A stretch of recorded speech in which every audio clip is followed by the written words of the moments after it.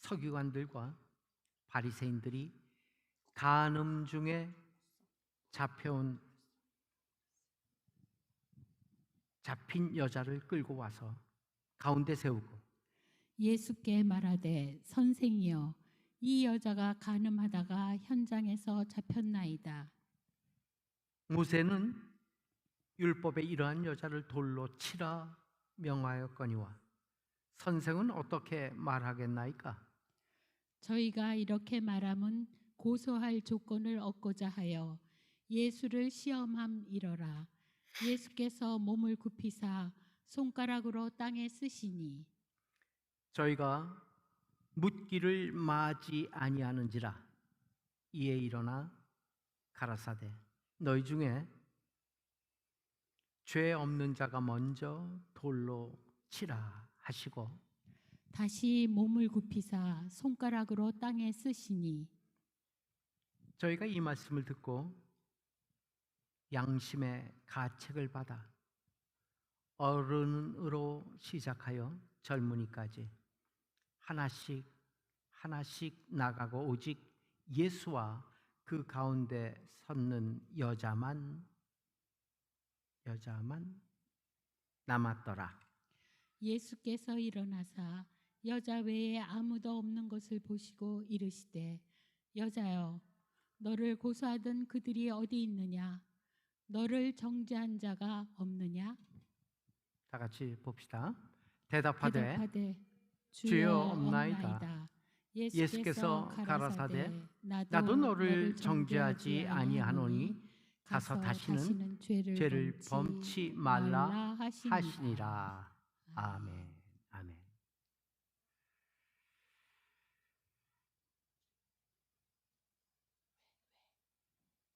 너무 잘 아는 말씀이죠. 너무 잘 아는 말씀이고 많이 읽었던 말씀이고 이에 따라 이 말씀으로 관련된 설교도 많이 들었을 줄 믿습니다. 그러니까 여기서 핵심은 어디냐 하면은 당연히 간음하다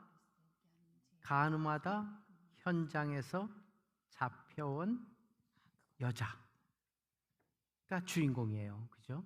이 주인공을 놓고 설왕설래합니다. 여기에는 예수님이 한쪽 편에 있고 또 다른 편에는 서기관과 바리새인들이 있어요. 서기관과 바리새인 그리고 예수가 가운데 간음하다 현장에서 잡혀온 여인을 두고 서로 디베이트를 하는 거죠. 따지는 거예요, 서로. 그러한 모습이에요. 이거 누가 썼느냐? 요한이 썼죠. 요한. 그러니까 요한이 왜 썼느냐? 이게 중요해요. 작가가 왜 이 글을 썼느냐? 이거 굉장히 중요하잖아요. 왜 요한이 이 현장에서 잡혀온 여인을 대상으로 이 글을 왜 썼느냐? 여기에 이제 중요성이 있어요. 세상 사람들은 자기 자신을 돌아보고 반성하는 것을 통해 앞으로 더 잘할 수 있다 이렇게 생각해요. 그렇죠? 그래서 자기 자신을 돌아보는 거예요. 학교에서 많이 배웠잖아요. 또 많은 세상에서 말 잘하는 사람들의 얘기 혹은 선생님들의 얘기를 많이 들었죠. 자기 자신을 돌아봐라. 자기 자신을 돌아보고 반성을 해. 돌이켜봐. 그렇게 반성을 통해서 뭔가 나아지는 거예요. 앞으로 더 잘할 수 있다고 그렇게 생각하고 그렇게 믿기 때문에 반성을 하는 거예요. 반성을 하되 똑같아. 반성을 해도 그 다음날 아니면 그 후에 똑같아. 그럼 반성할 필요가 없죠. 그렇기 때문에 반성하는 것은 보다 나아지기 위한 도움닫이죠.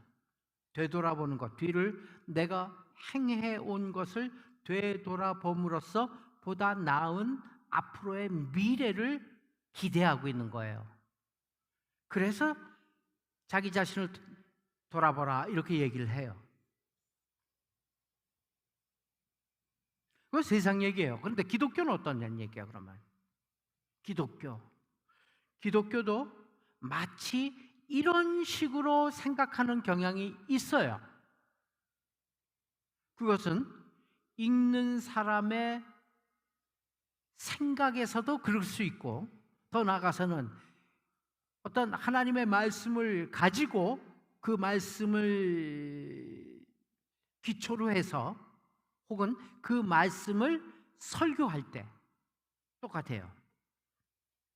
그런 식으로 세상에서의 방법과 마찬가지로 하나님의 말씀을 말하자면은 하나님께서 하신 말씀의 뜻이 따로 있는데도 불구하고 그것을 세상 사람들이 이해하기 편한, 세상 사람들이 순하게 생각할 수 있는 걸로 격화시켜서 생각하는 경향이 있다는 얘기예요.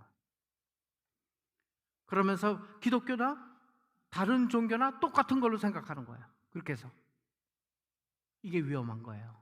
정말 세상의 종교는 자신에게 관심을 가지도록 합니다. 그게 세상 종교의 특성이에요.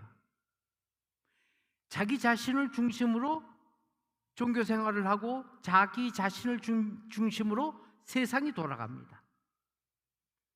그것이 세상 생각과 세상의 종교의 특징이에요. 예를 들자면 불교 한번 보세요. 가까운 종교이기 때문에 그래요. 다른 종교도 마찬가지예요. 근데 불교를 한번 예를 들어 봅시다. 불교에서도 욕심을 버리고 자기를 비우려 합니다. 끊임없이 자기를 비워가는 삶을 얘기하고 있어요.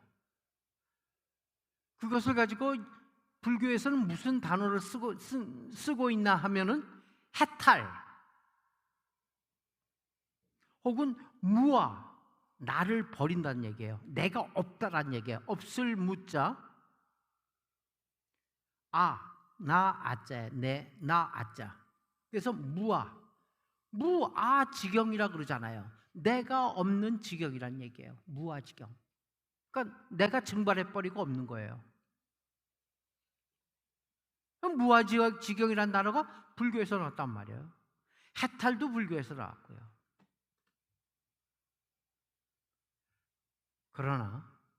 그러나 성경에서는요, 자기를 부인하고 자기 십자가를 지라는 말씀이 무아지경으로 가라는 얘기가 아니에요.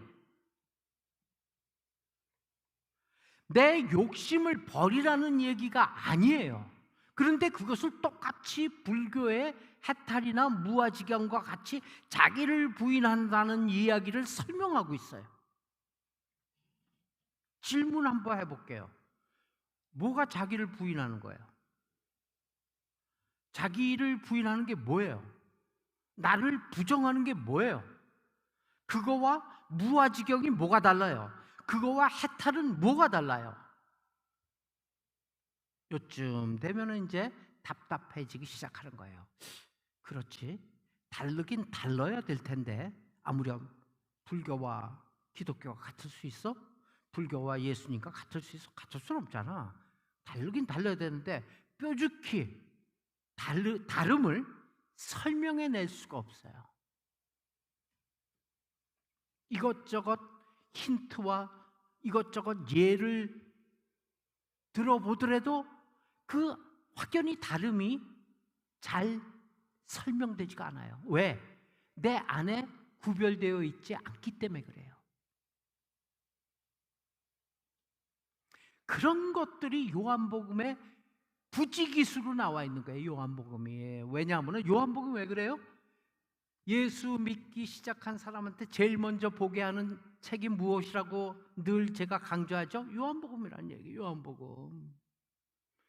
예수 믿고 이젠 하나님의 사람으로 거듭난 사람, 성경책을 뭘 봐야 될까요? 창세기부터 맨날 봐야 될까요? 창세기 8장 이상 가지를 못해요. 진도가 안 나가요. 그러면 제일 먼저 필요한 게 뭐예요?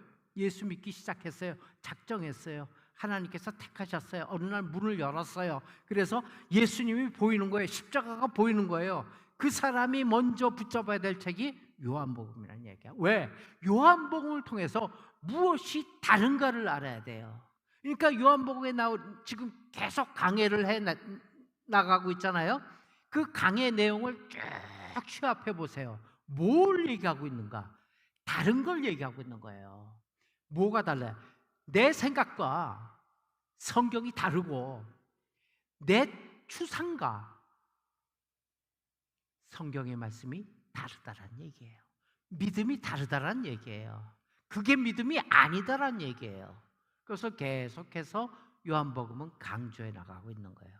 자, 성경에서 자기를 부인하고 자기 십자가를 지라, 이 말씀 자기를 돌아보고 반성하라는 얘기일까요? 하탈처럼 욕심을 버리고 자기를 비우라는 얘기예요? 그게 자기 십자가를 지는 거예요? 자기를 부인하는 거예요? 아니라는 얘기예요.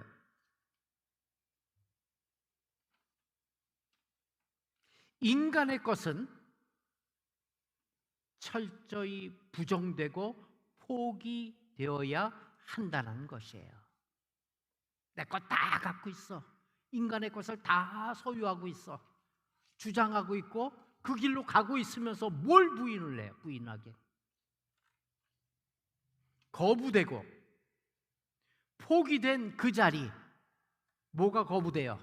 내 생각이, 나의 삶이 거부되고 포기된 그 자리, 그 자리가 주님의 십자가와 같이 인간이 죽는 자리로 바뀌게 될 때, 그때서부터 주님이 일하시는 것이 드러난다는 논리입니다. 다시 한번 얘기해요.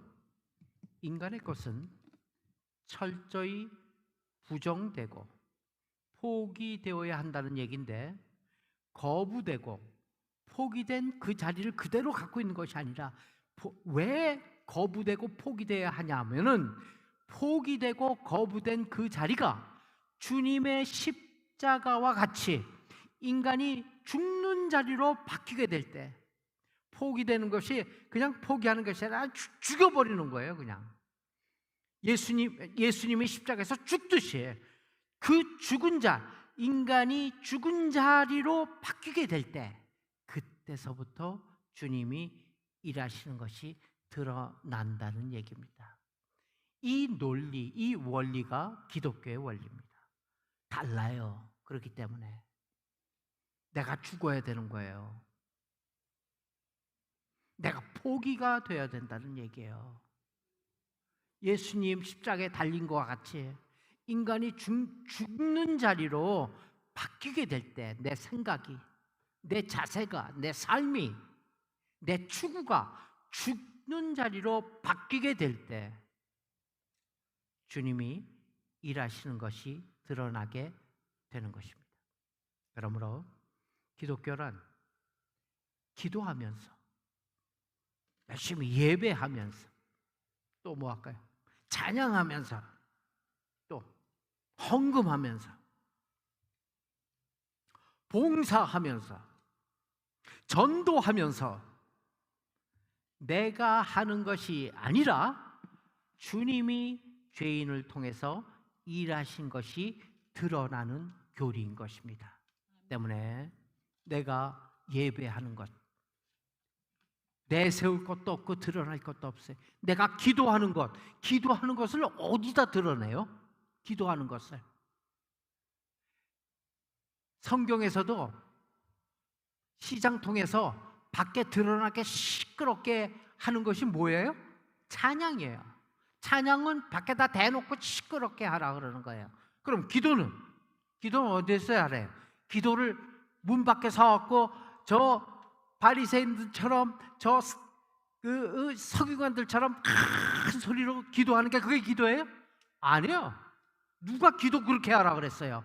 그렇게 기도하는 바리새인이나 사두개인들을 갖다 지적했어요, 예수님이. 그렇게 하지 말라고. 그럼 어떻게 기도하는? 골방에서 하라 그랬잖아요. 기도는 골방에서 하는 거예요. 왜 골방이란 게 무슨 뜻이에요? 어디 뒤에 만들어 놓은 작은 방을 골방이라는, 아니에요. 골방이란 나 혼자 조용히. 골방이란 뜻이 뭐예요? 진짜 골방에서 하라는 얘기예요? 골방이 어디 있어요? 방이 한 칸방인데 애들하고 다 같이 자는데 골방이 어디 있어요? 그렇게 돈 없는 사람은 골방이 어디 있어요? 한 칸방에서 온 식구가 다 자는데. 그럼 골방 없으면 기도 못 하겠네? 그게 아니라 골방이란 나만만 아는 그러한 조용한 시간, 조용한 곳에서 하나님과 독대하는 것이 골방이에요. 그래서 골방에서 기도하라 그런 거예요. 내세우고 기도하지 말라 이 얘기예요. 나 말이야 어저께 정말 밤새도록 기도했어. 어저께는 그런 말 하지 말란 얘기예요. 그거는 하나님만 알면 돼요. 뭐 기도한 걸 갖고서 전부 다 나발 불어요. 뭐 기도한 거 갖고 찬양을 해요. 스스로 찬양하는 거 아니에요? 그건 아니에요. 기독교는 아니에요. 그게 기독교란 그래서 기도하는 것도, 헌금하는 것도, 봉사하는 것도, 전도하는 것도 내가 하는 게 아니에요. 기본적으로 주님이 죄인된 우리를 통해서 일하신다는 것을 드러내는 교리예요.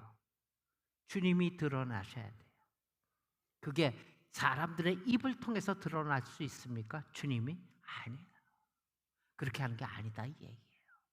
자, 중요합니다. 이제부터 요한복음 강의는 무지개 중요한 거예요. 그런데 지금 특별히 중요해. 세상의 모든 종교란 자기를 수양하는 종교입니다.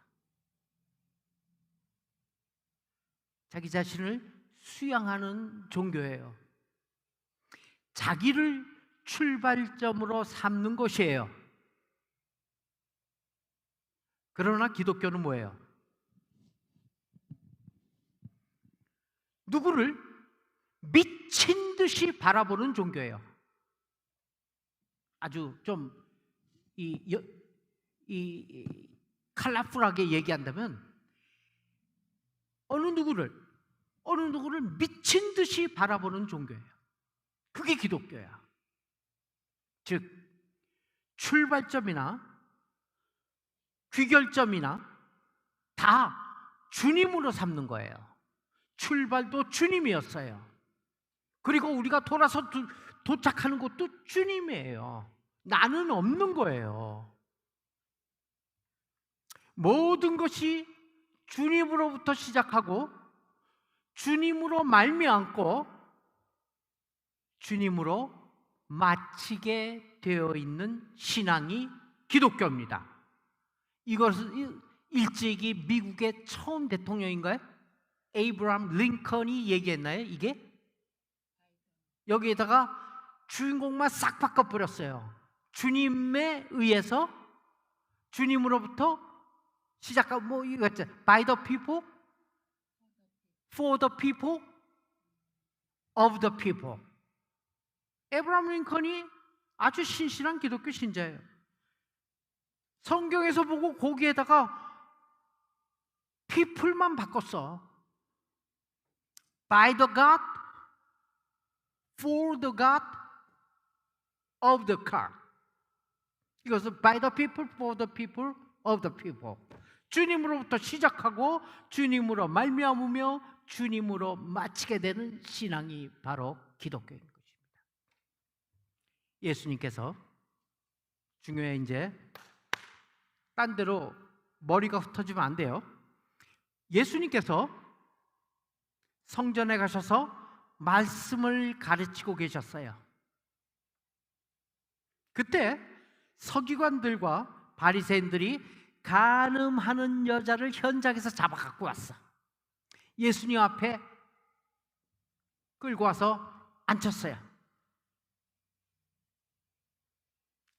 상상이 되죠? 그들은 예수님께 묻습니다. 이제 그것은 그들이 율법을 몰라서 묻는 거예요? 아니에요. 갈고리를 딱 미끼를 껴놓은 낚싯대처럼 들이우고서 묻고 있는 거예요. 율법을 몰라서 묻는 거 아니에요. 자문을 구하고자 온 거 아니에요. 예수를 시험하여 올무에 빠뜨리려는 목적을 가지고 하는 질문이었어요. 그러니까 질문 자체가 문제가 있는 거예요. 이게 질문 자체가 문제가 있는 거예요. 이미 그들은 예수를 죽이기로 작정해 놨어요. 그리고 그것을 예수를 죽일 명분, 고소할 조건을 찾고 있었기 때문에 이렇게 묻고 있는 거예요. 한번 찾아가 봅시다. 7장 42절서부터 52절까지 좀 길죠? 42절서부터 45절서부터 52절 7장입니다. 되나요? 네. 제가 주사를 지금 맞지 못하고 있는 가운데 눈에 주사 맞을 날짜를 2주, 3주가량 지금 지나고 있어요. 의사가 놀러 갔대요. 베케이션 갔대. 참. 안 보여 이제. 저게 주사를 맞고 나서 반짝이는 눈일 때 겨우 읽는데 못 읽어요. 갑시다. 45절. 제가 45절 읽을게요. 몇 절까지 읽는 거죠? 45절로부터 52절. 예, 갑시다. 하속들이 대제사장들과 바리새인들에게로 오니 저희가 묻되 어찌하여 잡아오지 아니하였느냐? 하속들이 대답하되 그 사람의 말하는 것처럼 말한 사람은 이때까지 없었나이다 하니 바리새인들이 대답하되 너희도 미혹되었느냐? 당국자들이나 바리새인 중에 그를 믿는 자가 있느냐? 네. 율법을 알지 못하는 이 무리는 저주를 받은 자로다. 그 중에 한 사람 곧 전에 예수께 왔던 니고데모가 저희에게 말하되 우리 율법은 사람의 말을 듣고 그 행한 것을 알기 전에 판결하느냐? 저희가 대답하여 가로되 너도 갈릴리에서 왔느냐? 상고하여 보라. 갈릴리에서는 선지자가 나지 못하느니라 하였더라. 율법에 의하면 남의 아내와 간음하는 자, 곧 이웃의 아내와 간음하는 자는 그 간부와 음부를 반드시 죽일지니라 이렇게 되어 있어요. 이 율법이에요. 율법. 레위기 갑니다. 레위기 20장 10절이죠. 시작. 누구든지 남의 아내와 간음하는 자, 곧 그 이웃의 아내와 간음하는 자는 그 간부와 음부를 반드시 죽일지니라. 이거 갖고 들어온 거예요 지금. 그렇죠? 이 레위기 20장 10절 갖고 들어온 거예요. 과연 예수님은 이 문제를 어떻게 풀어갈 것인지 보고 싶었어요. 그들이.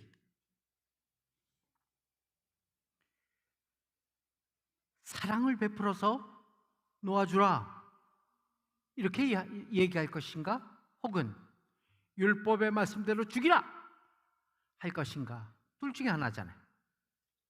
예수님이 어느 것을 말씀하시든 둘 다 공격의 빌미가 되는 질문이에요. 그렇죠? 맨날 예수님 뭐 사랑 하던데 죽인다고? 이렇게 될 거 아니에요.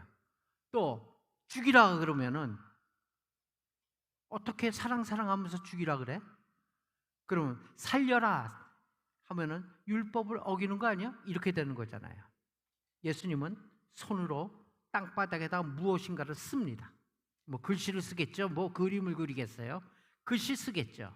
근데 무엇인가 쓰셨다라고만 나와요. 그죠? 이것을 뭐 혹간에 많은 뭐 목사님들이나 주석에는 뭐를 썼다, 뭐를 썼을 것이다, 뭐 이렇게 얘기하는데 성경엔 그 얘기가 없어요. 성경의 얘기를 갖다 설명할 필요까지는 없잖아요. 그래서 저는 이 무엇을 썼을 것이다, 혹은 무엇을 썼다 얘기는 안 하겠습니다. 그게 진짜 필요하고 중요한 얘기라면 성경에 썼겠죠. 무엇이라고 썼다라고 나왔겠죠. 근데 그냥 지나갔어요. 그러니까 저도 그냥 지나갈게요. 그리고는 일어나서 야, 죄 없는 자가 먼저 돌로 쳐, 이렇게 하셨어요. 그게 7절이잖아요. 그렇게 말씀하시고는 다시 손가락으로 뭐 땅바닥에다 썼는데 여전히 무슨 내용인지는 몰라요. 이걸 갖다 뭐다 할 필요는 없어요. 성경에 없는 거예요. 성경에 없는 거 얘기할 필요 없어요. 그거 성경에 없는 거 이야기하게 되면 그게 곧 뭐가 돼요? 알레고리가 되는 거예요. 알레고리가. 그러니까 내가 복음이 되는 거예요. 모르는 건 모르는 거예요. 안 적어놨어요, 성경에. 뭐 다 뒤졌어요. 제가 다 뒤졌더니 별의별 얘기가 다 있더라고요. 근데 다 뭐 씨알데기 없는 얘기들이에요. 필요 없는 얘기들. 자, 두 번째 쓰니까 사람들이 양심의 가책을 받고 다 물러서고 말았대. 다 갔대.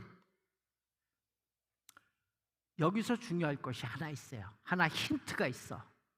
이 말씀 속에. 여기서 중요할 건 뭐냐면요, 다른 거 필요 없어요. 저희가 이 말씀을 듣고 양심의 가책을 받아 어른부터 시작하여 젊은이까지 하나씩 나가고라고 기록하고 있어요. 9절이에요. 여기가 중요해. 이런 게 써놓은 거잖아요. 자, 양심의 가책을 받은 건 다 받았는데 왜 어른부터 시작돼 갖고 젊은이까지 하나씩 순차적으로 나가버렸을까? 왜 애들부터 나가지 않고 어른부터 나갔을까? 궁금하잖아. 그렇잖아요? 왜 하필 어른부터 나갔다고 기록하고 있는가? 이런 것들이 이제 중요한 거예요. 요한복음에서 쓰여 있는 거기 때문에. 그리고 누가 썼어요? 의사가 썼잖아. 정확한 환경, 배경, 이유, 백그라운드를 다 살펴보는 의사가 쓰는 거예요. 여기서 우리는 깨달아야 될 게 있어요. 힌트. 과연 우리 인생에서 오래 살았다는 것이 무슨 뜻인가라는 뜻이에요. 과연 오래 살았다는 게 하나님 쪽에서 볼 때는 어떤 밸류냐는 얘기야. 하나님 쪽에서는 이하자 사모님과 마리아 권사님과 나이 차가 나는데 하나님이 볼 때 여기 성경에 보게 되니까 먼저 이하자 사모님 나가신 거예요. 그죠? 그 뒤따라서 마리아 권사가 나간 거예요. 그 다음에 저 뒤에 있는 박 집사가 나간 거예요. 이 순서가 이렇게 되는 거예요. 왜 그럼 이하자 사모님이 먼저 나갔냐는 얘기요. 저 박 집사가 먼저 나가면 안 되겠냐 이 얘기지. 왜 하필이면은 요한복음에서는 요한이 볼 때는 딱 이하자 사모님이 먼저 나간 게 탁 눈에 들어왔냐는 얘기예요.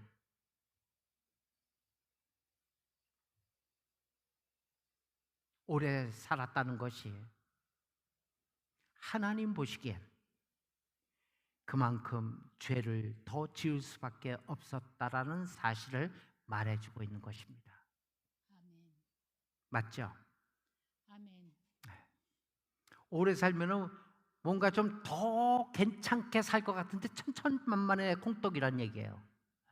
딱 죄송해요. 고놈이 고놈들이란 얘기예요. 오래 살아본들 하나님 보시기에 오래 산 만큼 그만큼 더 죄를 지을 수밖에 없는 게 무엇이다? 인생이다 이 얘기예요. 아멘. 특별히 나이 많은 사람은 더 죄를 많이 졌다고 단정하는 것보다 많이 살았으나 젊고 어린 사람이나 다 그 모양이 그 모양들이다 이 얘기예요. 죄에 대해서는 말입니다. 그렇기 때문에 오래 살면은 객관적으로 오래 산 만큼 더 죄를 많이 진 거예요. 바닥에다 무슨 글씨를 썼을까? 아마 죄명을 적어놓지는 않았을까? 이제 이런 생각이 요것 때문에 이제 생각이 되는 거예요. 그러나 제가 단정하지는 않겠어요. 뭐 이런 죄도 있고 저런 죄도 있고 그 글씨에다 쓰지 않은 죄도 쓰니까 양심의 가책을 받는 거야. 바닥에다 쓴 거 보니까 저 죄는 내가 진 건데 이렇게 얘기되는 거지. 그러다 보니까 나이 많은 사람도 있고 나이 어린 사람도 있는데 저것도 내 거야, 저것도 내 거야, 저것도 내 건데 하다 보니까 야 아이고 죽겠네. 먼저 가는 거야. 나이 많은 사람이. 왜? 나이 많은 만큼 그 많은 죄가 다 내가 진 거기 때문에 적은 죄는 글쎄 저거는 아직까지 내가 안 졌는데 이렇게 되는 거잖아. 그러니까 어린애 나이 젊은 사람은 늦게까지 남아있는 거죠. 오래 살았다는 것이 하나님 보시기에는 그만큼 죄를 더 지을 수밖에 없다는 사실을 말해주고 있습니다. 끝으로 남은 자가 누구예요? 끝으로 남은 자? 예수님과 여자. 예수님과 여자. 여자예요. 오직 예수와 그 가운데 섰던 여자만 남았어요. 구절이 그렇게 얘기하고 있죠. 오직 예수와 여자만 남았다. 여자가 남은 것은 왜 남았어요? 지도 같이 여자가 남은 것은요, 인간의 죄인된 모습을 보여주고 있는 거예요. 그렇죠? 다시 얘기해요. 이미 죄를 지은 것이 드러나서 그 죄를 인정할 수밖에 없어. 이 여자는. 다른 사람들은 들통나지 않았어. 죄를 진 거는 똑같아. 그 간 사람들은 들통나지 않은 죄인. 요 여자는 들통난 죄인이에요. 똑같은 죄인이다 이 얘기예요. 이미 죄를 지었는데 그 지은 것이 드러나서 그 죄를 인정할 수밖에 없는 죄인. 자신의 그런 죄인됨으로 인해 도망갈 수도 없어. 다 들통났는데 그 입장에 선 한 여자. 누구나 인간이라면 이러한 죄인의 모습으로 주님 앞에 설 수밖에 없습니다. 들통난 죄인, 아직까지 들통나지 않은 죄인. 예수님 앞에서는 똑같아요. 누구도.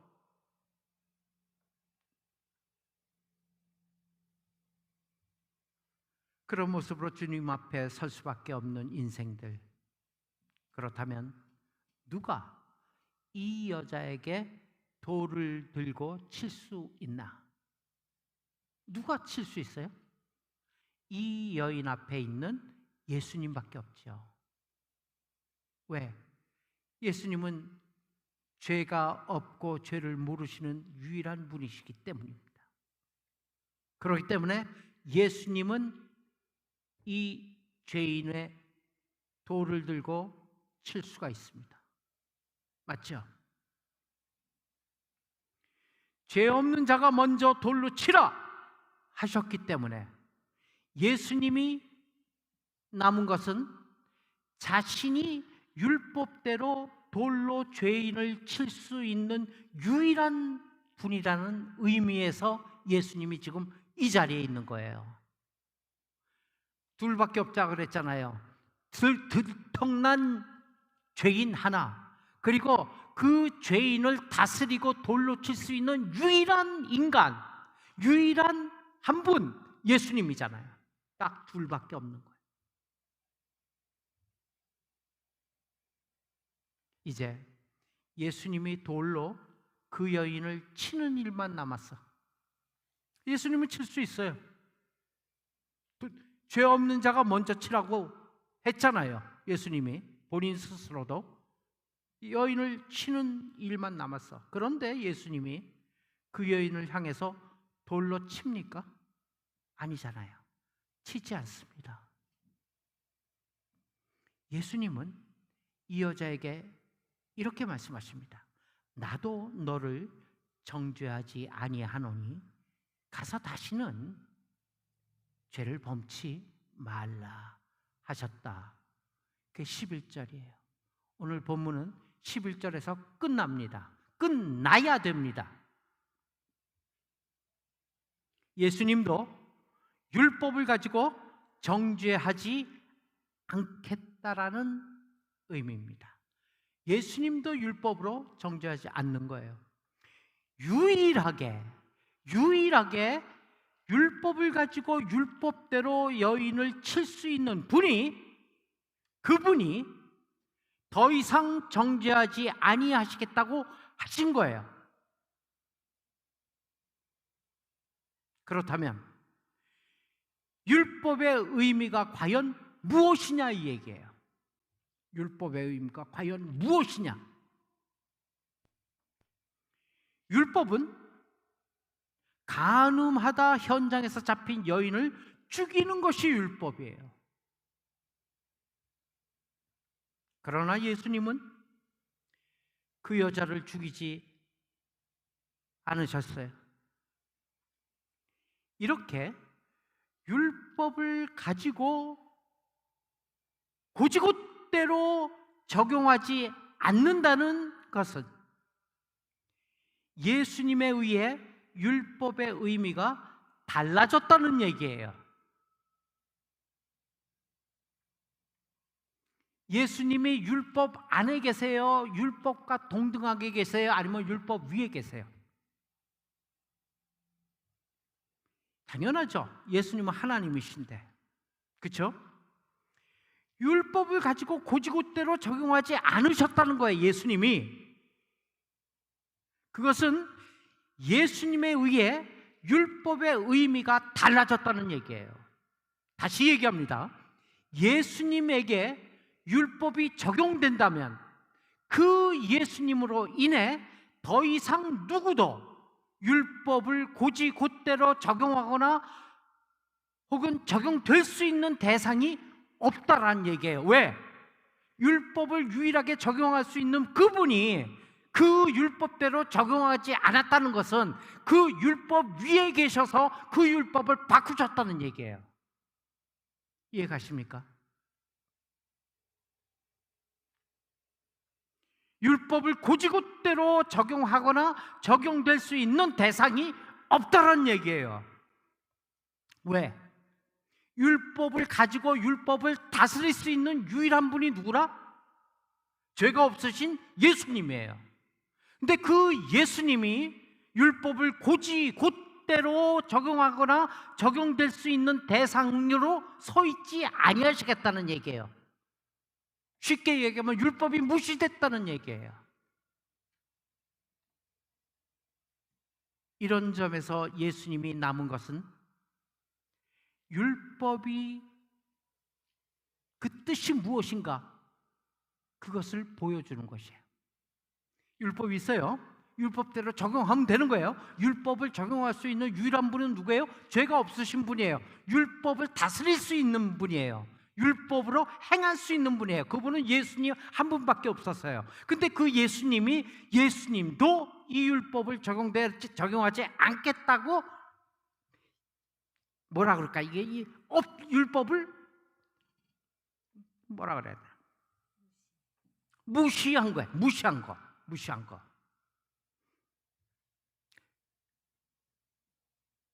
이런 점에서 예수님이 지금 남아있는 것은 무엇이냐면 율법의 뜻이 무엇인가를 보여주는 거예요. 여기서 예수님이 이 땅에 오신 의미를 밝히 드러내십니다. 당시 사람들이 말하는 것은 이런 거예요. 7장 49절 한번 보세요. 7장 49절 가봐요. 7장 49절 우리가 읽었어요. 시작. 율법을 알지 못하는 이 무리는 저주를 받은 자로다. 율법을 알지 못하는 자들은 저주를 받은 자라요. 율법을 알지 못하는 이 무리는 저주를 받은 자로다 라고 바리새인들은 말하고 있어요. 즉 바리새인들과 서기관들은 간음하다 현장에서 잡힌 여자는 율법을 몰라서 지금 저주를 받아 마땅한 것이다라는 얘기예요. 율법을 몰라서. 거기에 예수님까지 또 등장해요.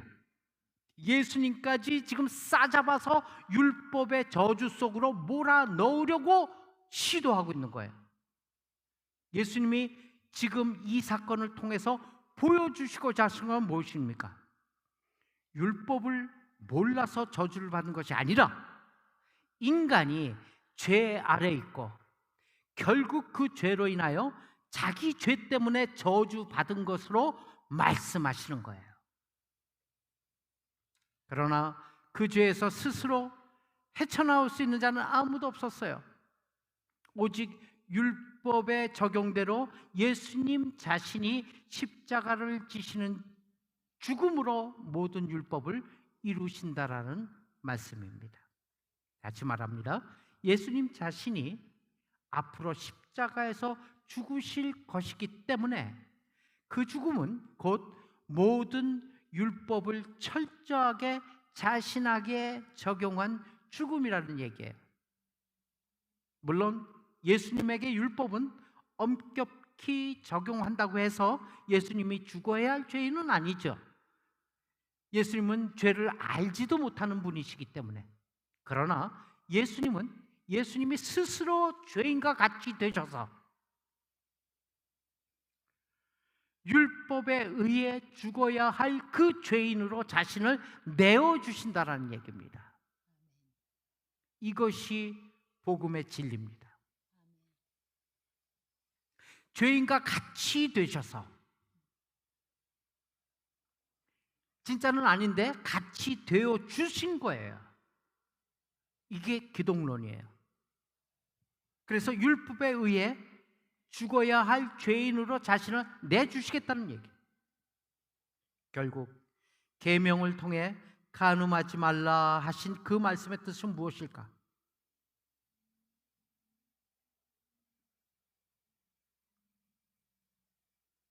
간음하지 말라.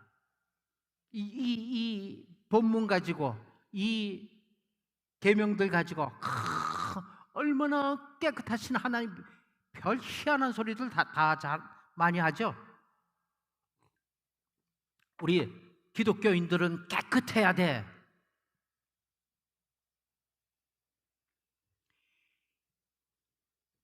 여기 간음하지 말라는 말씀의 뜻은 이스라엘 백성이나 오늘 우리에게 어떠한 일이 있어도 절대로 간음해서는 안 돼 라고 하는 금지령입니까? 이게 금지령으로 주신 말씀이에요? 그러면 세상에 있는 종교나 기독교나 뭐가 달라? 뭐가 같아? 뭐가 다르고? 똑같잖아. 세상 모든 종교가 다 이런 거 하지 말라 그래요.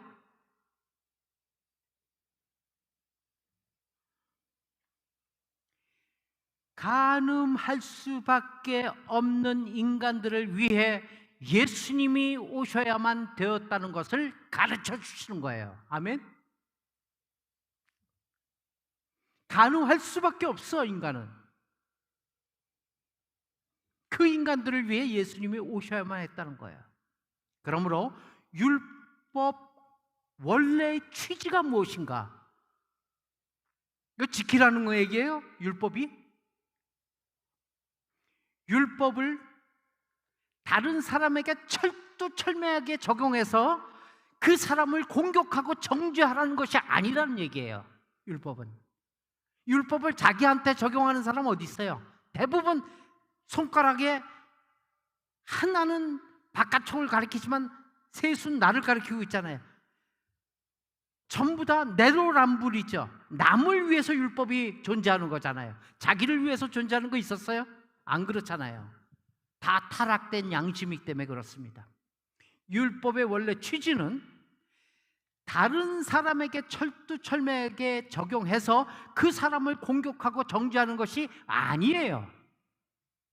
죄로 인해 그 사람을 칠 자가 대신 그 죄를 담당하고 그를 사랑하는 입장에서 용서하는 것과 그 용서하는 것이 율법의 완성이 된 것이에요. 그분이 누구세요? 예수님이시죠. 다시 한번 얘기해요.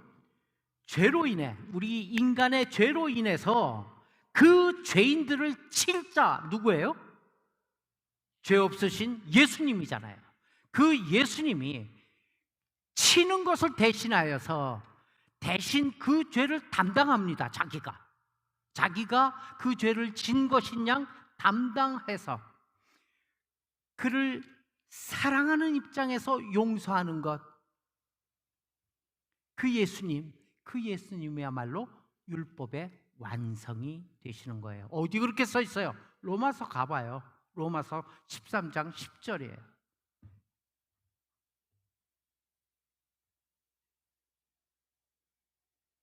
이건 뭔데 이렇게 돼 있지? 시작. 사랑은 이웃에게 악을 행치 아니하나니 그러므로 사랑은 율법의 완성이니라. 이게 그 얘기 아니에요. 사랑은 이웃에게 악을 행치 아니한다는 얘기. 이웃에게 악을 행치하는 것은 어디까지 포함되는 거예요? 이웃을 정죄하지 말라는 얘기예요. 이웃에게 율법 대지 말라는 얘기예요. 율법은 지 스스로나 적용하기 위해서 대든가. 그리고 율법의 완성이 무엇이에요? 예수님이에요. 율법 갖고 들추기지 말라 이 얘기예요. 율법은 뭐 때문에 구약에서 율법이 하나님께서 주신 거예요? 너들 전부 다 죄인이라는 걸 갖다가 밝히기 위해서 하나님께서 주신 것이 율법이에요. 율법에 하나라도 어기면 그거는 죄인이다 이 얘기인데 하나라도 안 어길 사람이 어디 있어요? 역사상 단 한 사람도 없어요. 오직 유일하게 예수님 한 분밖에 안 계셨어요. 그것을 하나님이 주신 이유가 뭐예요? 이것을 통해서 너는 죄인이야. 넌 죄를 밥 먹듯이 짓는 녀석이야. 그렇지만 내가 너를 사랑하기에 더 이상 너희들이 이걸 지킬 수 없게, 하나님의 양심을 지킬 수가 없기에 하나님의 양심을 지킬 수 있는 그 법을 완성시키기 위해서 예수님이 오신 것이야. 그래서 예수님으로 말미암아, 그러므로 사랑은, 이게 무슨 사랑이? 예수님의 사랑은 율법의 완성이니라. 율법을 완성하시기 위해서 우리 주님이 오셨다 이 얘기예요. 사랑은 이웃에게 악을 행치 아니한다 이 얘기예요. 그 얘기가 그 얘기잖아요. 죄로 인하여 그 죄인된 인간을 칠 그분 예수님이 대신 그 죄를 담당하고 그를 사랑하는 입장에서 용서하는 것이 곧 율법의 완성이다 이 얘기입니다. 사람들은 정죄합니다. 무엇을 잘하든 못하든 다 판단합니다. 못하는 것에 대해서는 철저히 정죄할 것이에요. 인간은 누구나 다 그래요. 자기 자신에 대해서는 관대하죠. 자기 자신은 당연한 거야. 그러나 다른 사람에게 대해서는 철저하게 조금도 용납하지 않는 거예요. 무슨 잣대를 들이대요? 율법의 잣대를 들이대는 거예요. 우리는 항상 떳떳하고 당당해지고 싶어서 기도하고 예배드리고 헌금하고 또 교회 헌신하고 그렇게 하고 있는 거 아니에요? 떳떳해지기 위해서 하나님 앞에 당당해지기 위해서 하나님 앞에 설 때 한 점 부끄럼 없는 모습으로 되기 위하여 이런 쓸데없는 얘기나 했으면서 한 점 부끄럼 없는 모습으로 어떻게 하나님 앞에 설 수가 있어요? 더러운 인간이 다 그 나물에 그 밥인데 오늘 내가 하여야 할 일이 무척이나 많은 것처럼 그렇게 생각되고 있지는 않습니까? 그러나 성경이 우리에게 말씀하시는 것은 끊임없이 자기를 수양하고 돌아보고 반성하면 앞으로 좀 더 훌륭한 사람이 될 수 있을 것이라고 권면하는 것이 아니라 우리 자신이 죄인임을 알라고 권면하고 있습니다. 그래야만 주님을 옳게 바라볼 수 있기 때문입니다. 주님은 우리에게 떳떳한 사람으로 살아가라고 요구하시는 것이 아닙니다. 십자가 용서를 아는 죄인으로 고백하기를 요구하십니다. 십자가의 용서를 경험하는 그리고 십자가의 용서를 아는 자는 결코 다른 사람을 정죄하지 않고 용서하는 사람으로 삽니다. 왜? 십자가 사랑을 깨달아 알기 때문이죠. 이때 용서한다는 의미가 무엇입니까? 인간이 누가 누구를 용서하고 용서받을 수 있는 자격이 어디에 있어요? 아무도 없어요. 그렇기 때문에 용서한다는 고백은 뭐예요? 우리가 죄인임을 고백한다는 이야기입니다. 우리가 용서를 받은 만큼 용서를 할 수 있다는 고백이기도 합니다. 주님은 오늘도 신자들을 향해 말씀하십니다.